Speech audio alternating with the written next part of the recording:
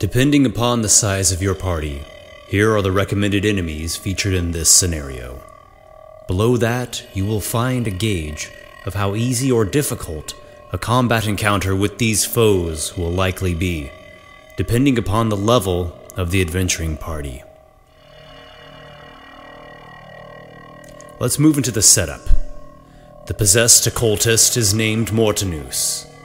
He is fascinated with forbidden lore. His mind has been warped by otherworldly contact. During his last expedition into a ruin, he uncovered a fiendish idol and became possessed by an evil spirit. He is now seeking someone he refers to as the Leech, whom he believes can cleanse him of this corruption. The crazed brute is named Angnar. He is sadistic and simple-minded. His past professions include hired thug, pit fighter, dungeon warden, and torturer.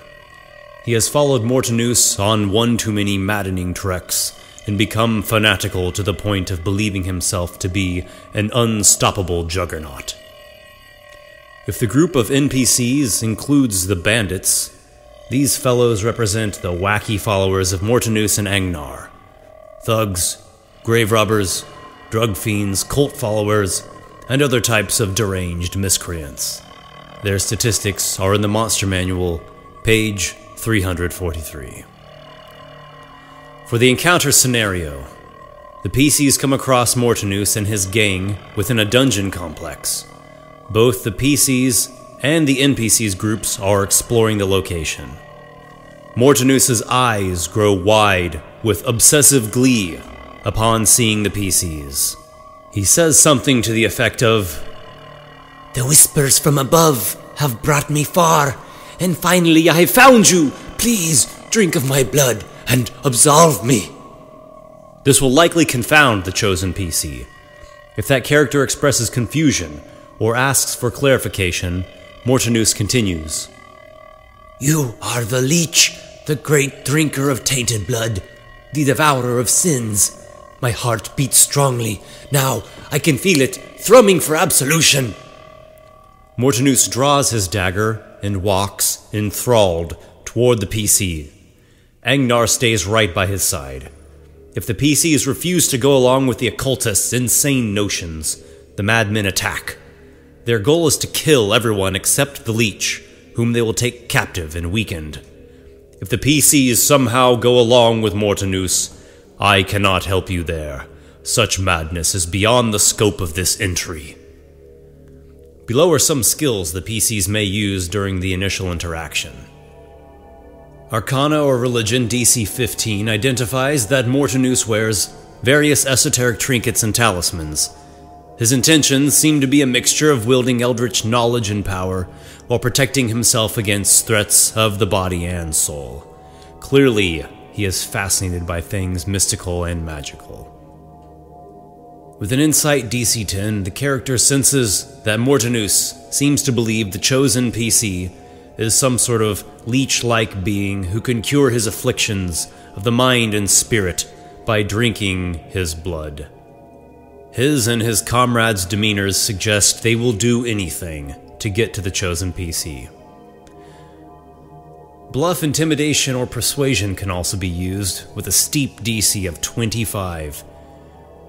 The PC can use bluff to deceive Mortinus and his gang that the true Leech lies elsewhere, intimidation to scare them away, or persuasion to convince them that the chosen PC is not the Leech, but rather a powerful adventurer who should be left alone.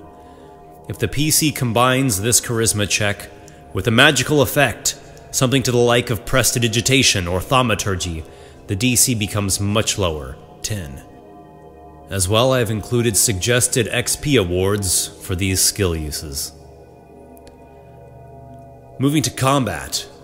The recommended starting position for the enemies is with Angnar in front, with Mortinus not far behind.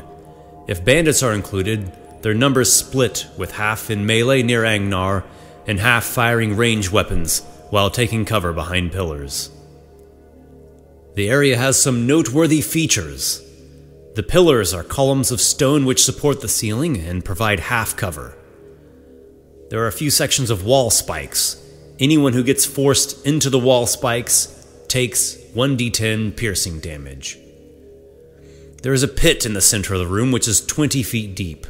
Climbing out requires a successful DC 15 athletics check. There is a trapped area as well. The first time someone steps in the trapped area, a heavy weight on a chain immediately comes swinging at them from the ceiling. The attack has +5 to hit. On a hit, it deals 1d10 plus 3 bludgeoning damage. The target must succeed on a DC 13 strength saving throw or be flung into the pit. A character can notice a chain on the ceiling with a DC 10 perception check, and he can notice the movable floor stones with the DC 15 perception check. However, identifying what these details actually mean, the trap, requires a DC 13 investigation check. The pressure triggers can be disabled with a successful DC 15 dexterity check using Thieves' Tools. This trap is valued at 100 XP. The obelisk. Up the stairs is a 15-foot raised platform with a stone obelisk. Carved into the front face of the obelisk are ancient runes and symbols. A character can decipher the writing with a DC 18 Arcana check. If read aloud, the runes invoke the spirit of an entity named Srumdreka, who hides behind clouds. This being is said to watch the world from within dark clouds, particularly during winter months. It has a horrifying yell that can cause avalanches or rock slides, and can even slay living creatures. The obelisk does not specify what Srumdreka is: a demon, a forgotten god, or perhaps a great one from the unknown far realm. The character who succeeds on the Arcana check and reads the runes aloud gains a one-time benefit. He receives 50 XP, recovers 1 spell slot of any level, and the next time he uses a spell or attack that deals thunder damage, he deals an additional 2d6 of thunder damage. In addition, the character must succeed on a DC 13 Wisdom saving throw, or suffer long-term madness. If you use a sanity score in your game, you can call for a sanity saving throw instead, or use some other sanity-related check. There is a section of cracked and crumbling wall as well, which can be broken open. It has AC 10, 15 hit points, and break DC 15. If broken, it collapses into a pile of rubble, revealing a descending stone stairway that leads into a deeper dungeon below, which was built by a mad cult of Srumdreka. And at last we have some suggested treasure. Bloody rewards for grisly adventuring.